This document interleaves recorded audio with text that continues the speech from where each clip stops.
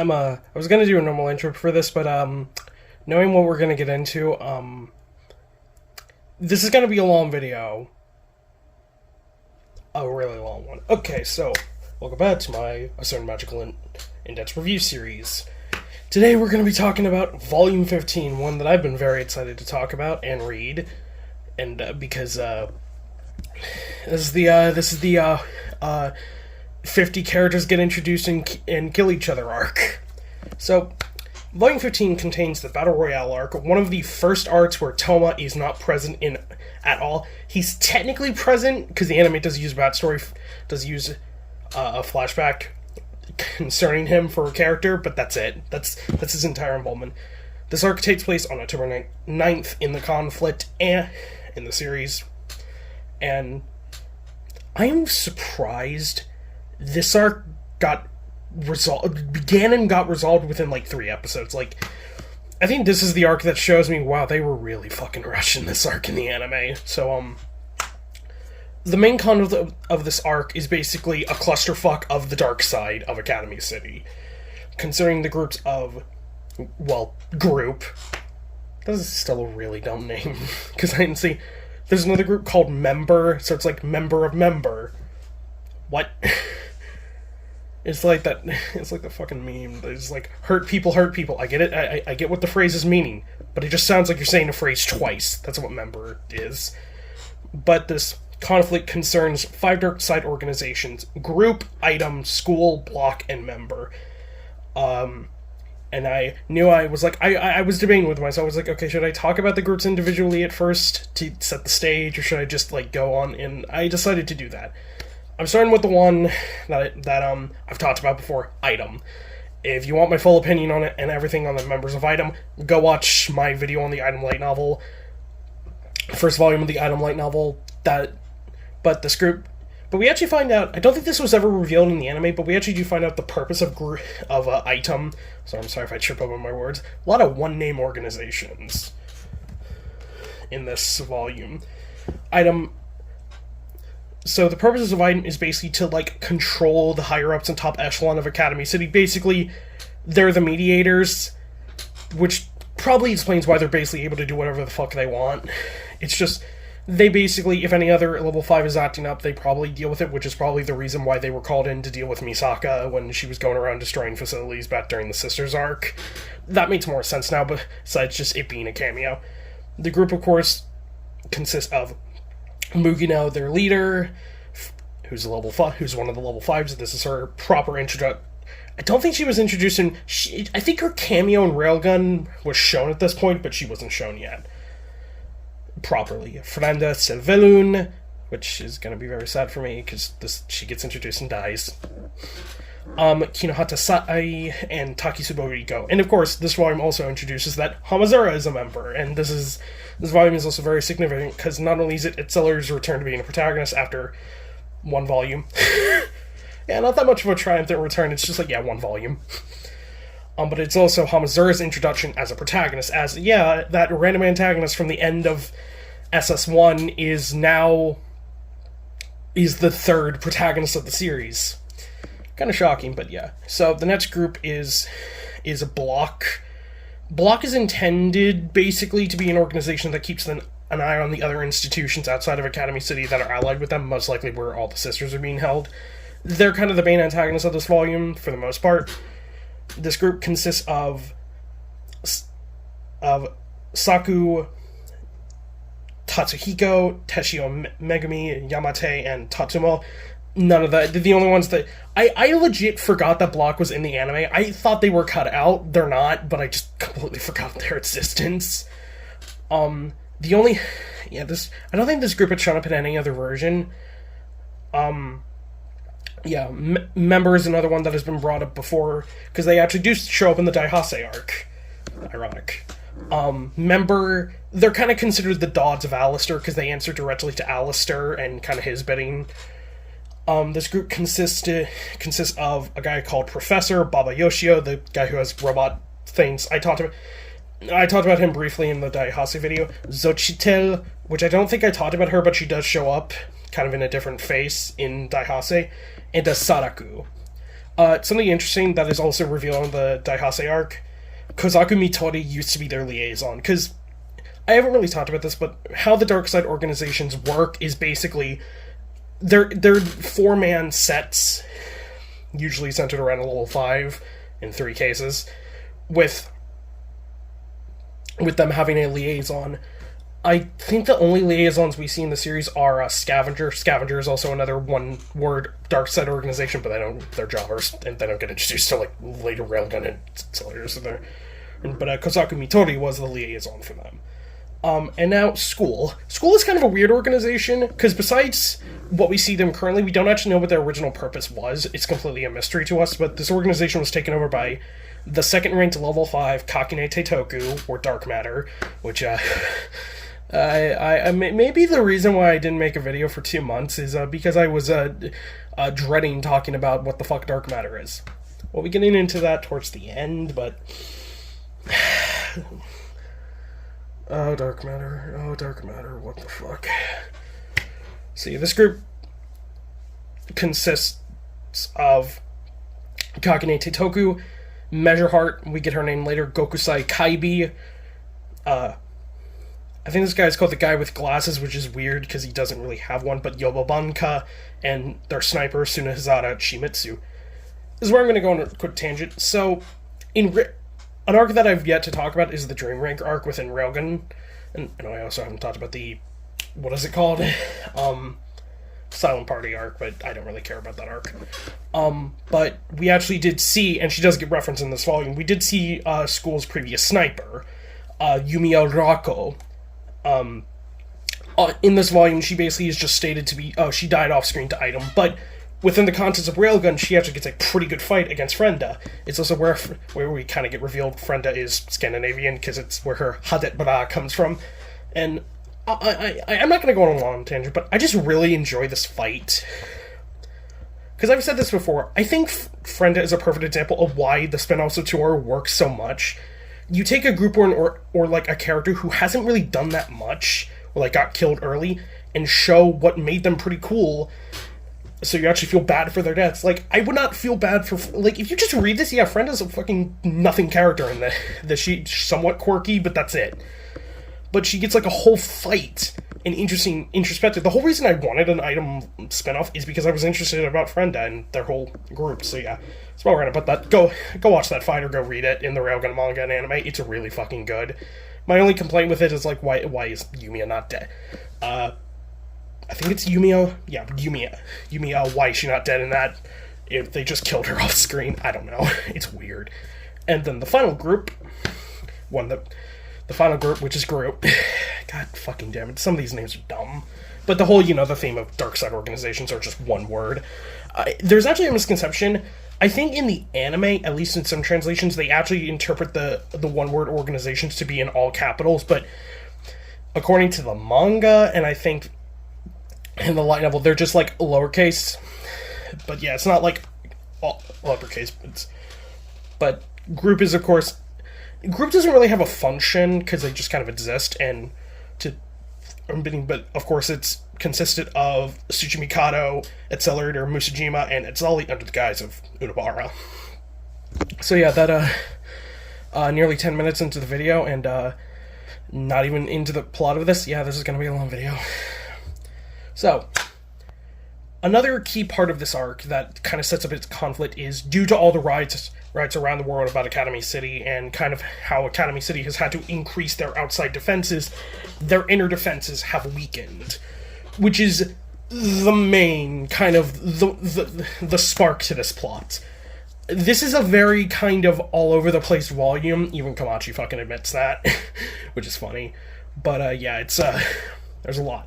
So at the beginning of this volume, we get introduced to Group. We get reacquainted with Group. It's good to see some of them, because I know Tsuchimikado has been pretty present, but it's been a couple volumes. But it's actually been like a couple volumes since Musujima and especially Etzali have been relevant. Like hell, if you don't read SS or if you skip those episodes of the anime, because SS is canon, but it's kind of weird. Yeah, it's got like. it's been a while since either of them have shown up, but Chijin Kato is apprehending a broker by the name of Management. A guy, he's basically a broker that deals with kind of doing other things and kind of brokering items and information to dark side organizations. With Academy City having a dark side, it makes sense that there would be people who broke information. As it's been said a lot, information is a very dangerous weapon. He captures him, but later on he gets killed by Yobo. I think that's actually an anime edition, because it is canon, because it is in the light novel, but I think it's off screen. And they figure out that he sold a sniper to someone, which I'll get into rant about that in a minute. But yeah. So, Edzali goes to check out his apartment, Management, and it's bombed by, Block and Atat. The first casualty of this entire fucking thing is a member of a Block by the name of Yamate. He gets killed by Edzali. I haven't really talked about Edzali that much as a character, because he's only shown up in, one volume majorly. But he's an Aztec sorcerer, so and I'm not repronouncing his spear if you want to go. I think I attempted to pronounce it when I reviewed volume. Oh god, what was it? Volume 5? Jesus fucking Christ. But he also has a sub ability that he's essentially a skinwalker. He can just kill someone and then take on their skin, or I don't think necessarily kill, but everyone he's taken over is dead, which makes me question if Unabara Mitsuki is the actual Unabara is alive, because we only see Edzali, so he's probably dead. But yeah, but through this all they learn that Management had sold a sniper rifle and a guy to school to do an assassination on Oyafuna. Monaka. Fuck. Sorry, I was reading my notes.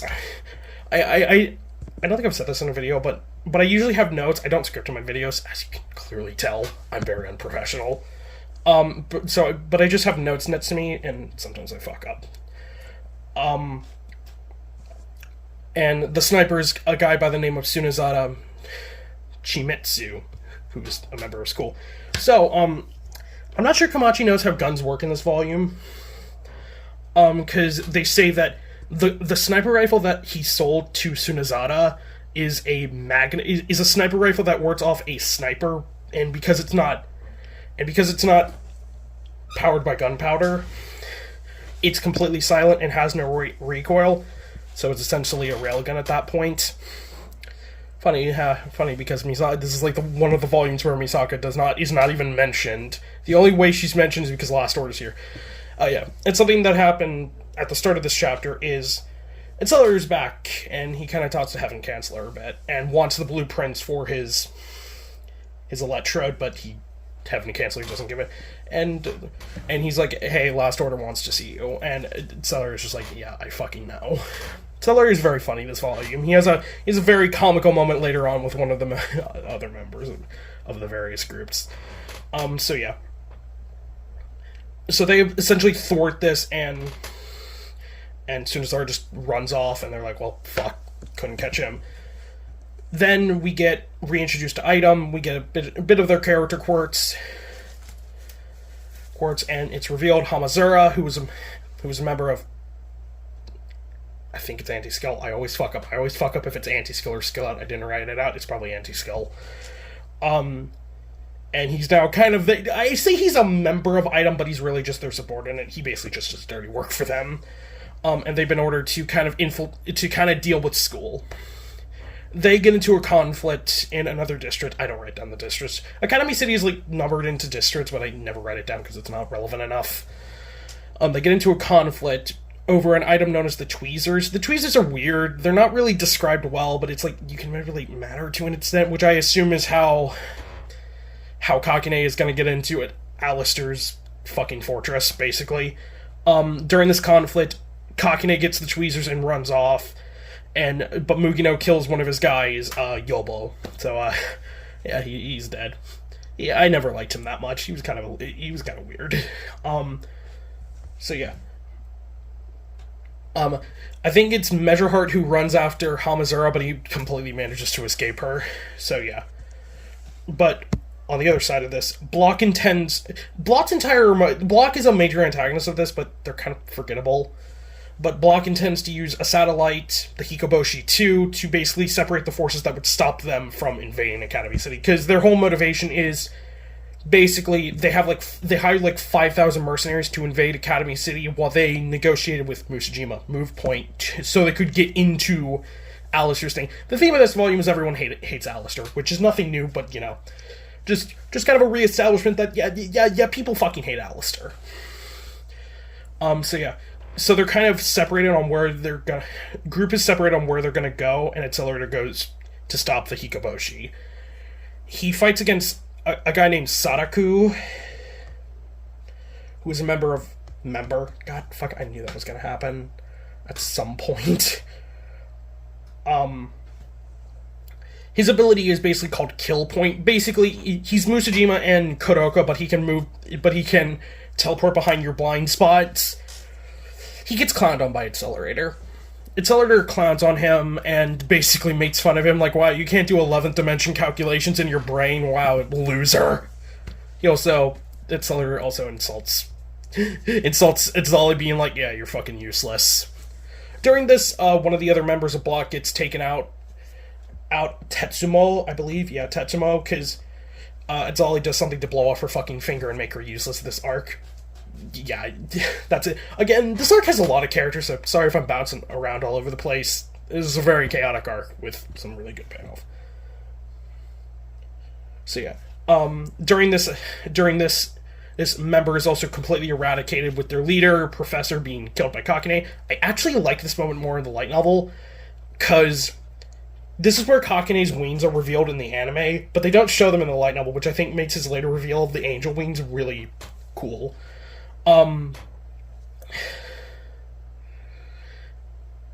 Itzali and Accelerator manage to stop the invasion. Accelerator also insults Itzali again. Accelerator is kind of an asshole to Itzali, but I feel like that's just because he connects magic to Toma, so he hates that in general. So yeah. But we get into some interesting things here. I honestly thought this part of the arc happened later, but it doesn't. So, Block, of course, is trying to negotiate with Musajima to get her on their side, and they're going to be using her former comrades, which are in a place called the Reformatory. It's a juvenile prison. It's where they keep Espers. They're imprisoned. Her former comrades to kind of negotiate with her. She does kind of make fun of one, like, do you know who you're fucking talking to? I'm literally that person. So, Olive Group goes. Accelerator deals with the random mercenary lackeys, because what makes this prison so good is they have like an aim diffusion device that can completely eliminate Esper abilities, or at least make them go haywire if they try to activate them. But the last member of Kamachi, why did you name these fuckers member? It just makes, it's like a member of member. That just sounds dumb.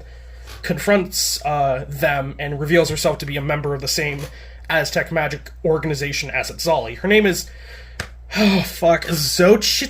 I didn't look up a pronunciation of that, but Xochitl. And she fights against Itzali. Itzali and her have some relationship in the past that we're not really sure about, but Xochitl is basically like, I came after you because you're a fucking traitor. That's why I entered the dark side. Itzali is kind of questioning, like, how fucked did... Honestly, it reminds me of a certain moment in Yakuza Kiwami 2 where they recruit Majima. Majima's just like, how fucked is the clan that you need my help? That's basically what this is. Basically just like, how fucked is our group that you have to come all the way here? She doesn't have much motivation besides the fact that she just views Itzali as a traitor. And she uses I don't remember the way, it's those Aztec, like, obsidian swords. She uses it and tries to attack Itzali, but he blocks it with his arm. It gets shredded in the process, but he blocks it because the sword is not really made for cutting. It's made for, like, shredding, essentially. It's a blunt instrument with some edge to it. This is also revealed she read a grimoire and her body is essentially a weapon now, but Itzali manages to rescue her and all that. Meanwhile, inside, Musajima and Tsuchimikado confront the remaining two members of Block. Teshio Megumi And the other guy, he gets knocked out immediately because Megumi dislikes him. She basically fights them because, as she says, it's like, I don't like to use hostages, and she fights them. It's a pretty good fight, mainly for Musajima as a character, because a key thing about Musajima as a character is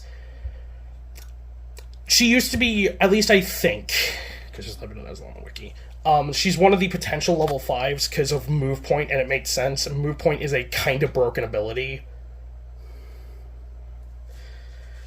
Considering it could teleport anywhere in your view. I forget Kamachi gives numbers in the original arc, but I forget. But what happened is she kind of fucks up the calculations and is scared to teleport herself because she's scared she's going to get stuck in an object in a solid surface again. But she manages to actually beat this and beats Megumi.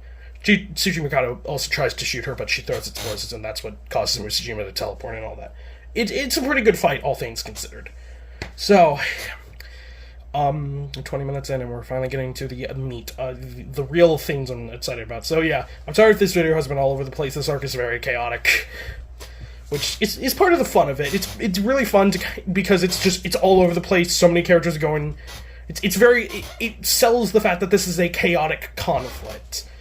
So I hope I'm getting that across well. So, this is a scene that is completely cut out of the anime. Hamazura is running away still from when he was getting chased by school, and ends up getting jumped by a bunch of thuds.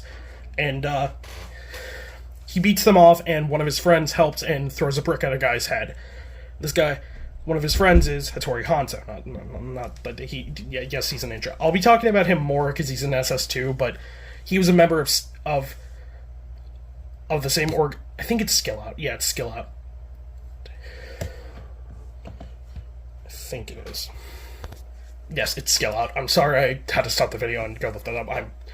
My brain's all over the place with this, but another member of his is Hattori Hanzo. Hanzo and Hamazura go back as they're both pretty good friends. Hanzo's also a fucking ninja, but we'll get into that later. And he kind of talks to Hamazura. It's like, hey, I'm willing. The organization is still around. We're willing to let you come back. And Hamazura is just like, well, I think I have some unfinished business with everything. So, but Hamazura does Hanzo Hamazura. Why Kamachi? His names are way too similar because it's Hamazura Hanzo. Yeah, Hanzo gives him a handgun and Hamazura calls it a ladies' gun. I asked my gun friend what it was, and he couldn't really. He freaked out over it because he thinks it's dumb. But yeah, and so we find out that in this chaos, Frenda betrayed Item because she was scared for her own life and revealed the location of Item to Kakine. And Kakine, wanting to get rid of the competition, of course, attacks them. Kakine defeats Mukino pretty easily. As strong as Mukino is, Kakine's ridiculous. Kinohara tries to hold them off for Hamazura and Takisubo, but she gets defeated. We also get a small mention that she is a member of the Dark May Project, which I have to correct. They cut this out of the anime, so that's why I didn't mention it in my item video. I apologize for that. But yeah, anime kind of shit. But yeah. So Takisubo basically goes like, hey, just run, Hamazura, I don't want you to die here.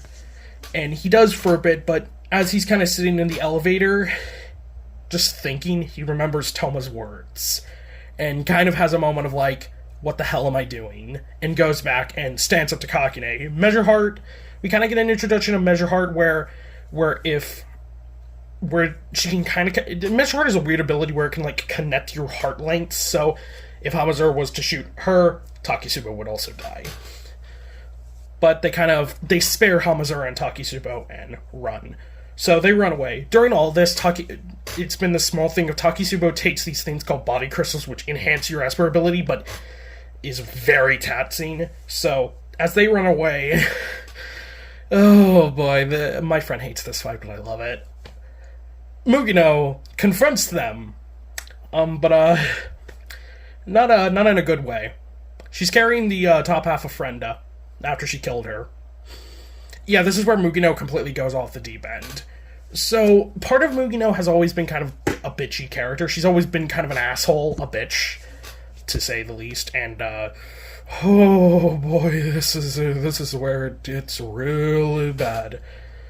She has Frienda's top half just tosses her aside, basically, and Hamazura has a line where it's like, yeah, that's all Frienda was to her. A comrade and a tool and nothing more, basically. So, she tends to kill Hamazura, like, to hand over Takisubo. I need to defeat Kakine.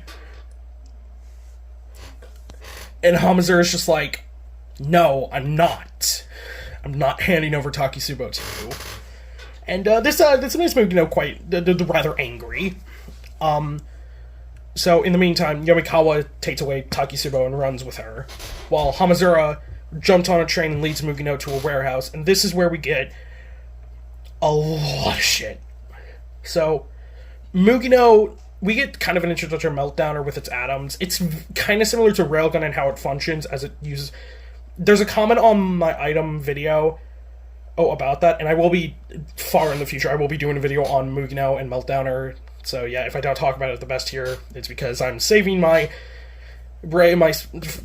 few brain cells for the end of this with Dark Matter. So, Mugino confronts Hamazura and is like, why? Why are you protecting Takisubo? Oh, it's because she's nice to you, isn't it? You're hoping to score with her, probably.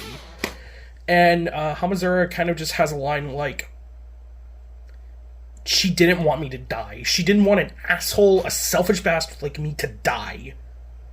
And he kind of also is like, someone like her deserves to be happy. And this also goes along with a line that Kinohara said during the Sisters arc in Railgun, where you don't really fit in with the dark side, Takisubo. So yeah. Hamazura also finishes that by saying, where if we don't create a society where the kind idiots stand at the top, guiding everyone else, this shitty world will never get any better. Probably also talking about Toma in that as well, as Toma is very similar, where Toma will always put everyone else before himself.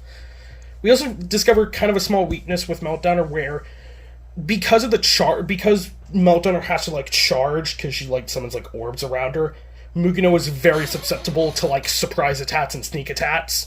So yeah. The fight kind of goes on. Mugino sticks a screwdriver in Hamazura's ear, and as payback, Hamazura takes the case of the body crystals, the edge of it, and shoves it right in Mugino's eye, fucking up her eye. I don't know where she loses an arm in this. I don't know if that's an anime thing, but she loses an arm in this, I think, or that's a later fight. Forgive me, Mugino and Hamazura fight 5 times in the finals in Season 3. They fight so much. Hamazura mentions, I knew this would happen eventually. Because he points out her personality flaw. If Mugino fucks up in the slightest, she flies into an uncontrollable rage, which we see this easily in her fight with Misaka, where she isn't dominating the fight, she's angry the entire time, but when she is dominating, she's completely cocky. Honestly, Mugino and Kakine have a similar issue. They're way too prideful and arrogant in their abilities. Mugino especially. Hamazura even states, it's yeah, if you wanted to really kill me, you could have just shot your Meltdowner at me from 30 meters away, or 30 feet away, I don't know why I use meters, and then just caved in my heart. That wouldn't be so hard for you to do, but because you're so prideful in your ability, you didn't do it. So yeah. Mugino just fucking is uncontrollably angry at this point, tackles Hamazura to the ground, tries to choke him, but he has the handgun, loads every bullet into her, and just fucking punches her. I'm sad he doesn't say the same line Toma did, where grit your teeth strongest, but Hamazura, a level 0, manages to defeat Mugino, a level 5. This fight is very easy to compare this fight with Accelerator versus Toma. The theme is almost the same, that a level 0 that someone powerless, as long as they have resolve, can defeat a level 5. This fight is also kind of mean to the community, I think, because Hamazura is also memed a lot because he has plot armor, because quote-unquote he has plot armor, but actually, knowing Mugino's flaws makes this fight even better, because it's like, yeah, these are so exploitable, you can... But it's just, can you exploit them? So, 30 minutes in, yeah, I knew this was going to be a long video. So, final chapter time, and the thing that many people have probably been looking forward to, Kakine swears he's going to defeat Accelerator, and this is also where we get the drop of Alistair's surveillance system, the small little things around Academy City known as Underline. So, Kakine confronts Uiharu, who's been with Last Order this entire time. Heaven Chancellor sent her to Yoshikawa's apartment, but of course she's Last Order, she goofed off somewhere else, and Uiharu was looking after her. Because Uiharu's just like, I don't know who you're talking about. Kakine proceeds to break her fucking arm. Which actually does connect with Railgun, because when her shows up to Satan's apartment after, you know, she was waiting for Frenda, you actually do see that Uiharu does have, like, a brace on her right arm, which is indicative that she got her arm fucking broken by Kakine. Of course, then this is where Accelerator arrives. Oh god, here we go. Okay, so, Dark Matter. I've kind of alluded that I don't like this ability that much. So, Accelerator throws him into a fucking building, because of course, and Kakine walks out completely unharmed, and unveils 6 angel wings. Accelerator makes fun of him, like, wow, those really don't fucking suit you. And Kakine's just like, don't even talk about it. So, Dark Matter. I'm not going to be talking about it very in-depth, because I feel like that would just... But essentially, Dark Matter is a substance, is an ability that can essentially take something from another universe, or, like, create and manipulate elements not of this universe. Which in layman's shonen terms means he can basically do whatever the fuck he wants. That's Dark Matter. That's essentially what he can do. And as with most Esper abilities, Dark Matter is an actual science term, but it's completely hypothetical, no way to fucking prove it, so Kamachi took that and went, okay, I can do whatever I want with that. Means he can just manipulate. He can, like, turn sunlight against Accelerator, like, he can turn... Because he points out the weakness of Accelerator's vectors, he subconsciously... He chooses what he lets in and what doesn't, like, you know, sunlight. Like, yeah, if Accelerator shunned everything, he would be fucking dead.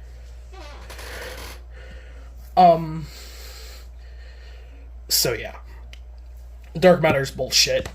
Like, it can do whatever. In the Kakine spin-off, which we'll be talking about soon now that I've gone into this, he turns a guy's molecules to sand, because why not?